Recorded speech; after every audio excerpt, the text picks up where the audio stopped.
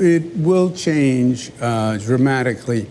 What you see in the polls is Mamdani is always at about 40%. That leaves 60%. As you accurately pointed out, you have a multi-candidate field, so 4 people or 3 people are breaking up that 60%. I don't think you're going to wind up ultimately with that larger field. I think the field is going to collapse. I think it's going to come down to me versus Mr. Mamdani. And as I said, Mamdani has 40%. He has his very radical ideas, which are exciting to one group of the population, especially young people, but are polarizing to many other people. And I think it's going to come down to a one-on-one, and then it is a totally different race, David. Curtis Sliwa, the Republican candidate, says he's not dropping out. The incumbent mayor, Eric Adams, says he's not dropping out. We've passed the ballot deadline. If we were to have a race where it's you against Zohran Mamdani, polls still show him leading you by a substantial amount. What do you see in the electorate that the data aren't showing when it comes to that particular configuration? Yeah, well, polls are historically wrong, especially this year, especially in New York. On your first point, you can stay in the race. First of all, technically, nobody can get off the ballot, right? The question is, are you viable in the race? And you can have people who are in the race, but the voters just think they're not really competitive. They can't win. I'm not going to waste my vote. And I think that's what happens here. I think it comes down to me and Mamdani. I think when people understand what Mamdani stands for, besides what he has said on TikTok, he's anti-police, disband the police, legalize prostitution, legalize the drug trade, abolish jails. This would be anarchy in New York. Socialism does not work in New York City. It's antithetical. We're the business capital, right? We're pro-business. Business is the engine that drives the train. So none of that has been communicated yet. And when it does, I can tell you the minds will change. Is there an effort by you and your campaign to try to convince Eric Adams or Curtis Sliwa to drop out of this race? Are there conversations that are happening behind the scenes to make what I imagine you see as a compelling case for them to step aside to make this more of a one-on-one race? No, I'm sure they're making their own decisions. Look, I've been in elections where I have dropped out because I thought it was the right thing to do. They have a decision to make. There is no apparent path to victory for them. They, in essence, would act as a spoiler, and that's a decision they have to make. They have to make it personally, and that's their business. But again, I think it's going to come down to a two-person race no matter what, because that's what the polls are going to say, and that is the choice. I am a Democrat. My father was a Democrat. I worked for Bill Clinton. Zohran is a socialist. They call themselves democratic socialists, right?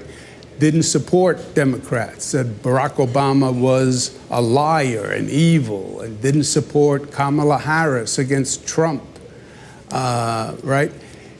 So this is a very different, this is apples and oranges between the two of us. I want to ask you about some comments that Curtis Sliwa made yesterday. I'm sure you heard them. He was campaigning and suggested that you or affiliates of your campaign had reached out to him and offered him money to the tune of $10 million to drop out of this race. And I'm going to quote from what he said during that campaign event. He called these classic Andrew Cuomo tactics. Why don't you strap up Cuomo to a lie detection machine and ask him, and we'll all be blown to kingdom come because he's behind it.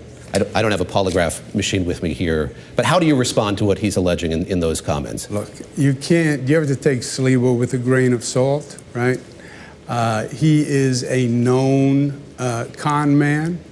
He's lied about being victims of crime before. But it's very simple, David. When he said that, someone should have said, who? Who offered you the money? Let him answer the question, because it would happen to be a crime, right? Who offered you money? He never said who, which sort of tells you, right, that it's all malarkey. There was no person who did it. I want to ask you last, we've talked about the state of the race, where you hope that it's headed, and if we can, I'd like to look back to 1977, so a ways. You were 19, you were a student at Fordham University, your dad was making a run for mayor and you were helping out on the campaign. He didn't win the Democratic primary and decided to run on an independent line for mayor. He ended up losing that race by 9 points. They say that history doesn't repeat itself, but it rhymes, and I know that you don't want history to repeat itself here. You'd like to win this race in a way that he wasn't able to back then 50 years ago. I'm not the first to point out this historical parallel, but I imagine you've thought about it. And I wonder how that experience has informed your outlook on this race. There was introspection after the primaries. You didn't do as well as you wanted to do. You decided to make this run. What can you learn about that race that your dad waged, and how does that inform the way that you're running this one? My father was an extraordinary individual on many levels. Highly principled, frankly atypical for a politician. And he did, quote unquote, the right thing, whatever he thought the right thing was. For me, I believe in the Democratic Party.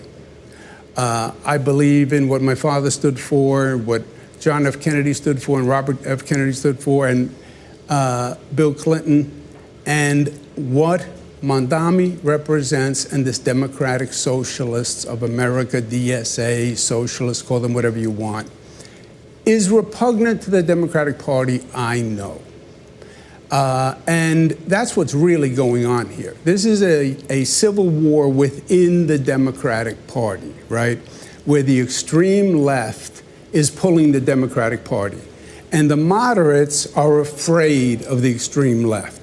It's the inverse of the Republican Party when they had the Tea Party, and the Tea Party was pulling the Republican moderates too far to the right because they were afraid of them in a primary. That's what's happening here. It's a battle for the soul of the Democratic Party. And the Democratic Party is not anti-business. It's not anti-police. That's not who we are. We're not about redistributing income as a policy, right? You tax to provide a service. You don't tax to take money from the rich to give it to the poor, right?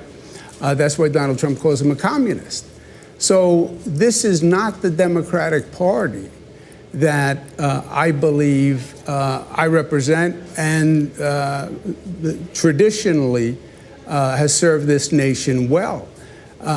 He has zero experience in the position, never managed anything, 5 employees, never had a real job. And when you're willing to consider chief executive of New York City, no management experience, ran 5 people, now he's going to run 300,000 employees, $115 billion budget. You wake up any morning, you could have a terrorist attack, you could have another COVID. It just demeans government and demeans public service in a way that I just find abhorrent, and I'm going to do everything I can to stop it.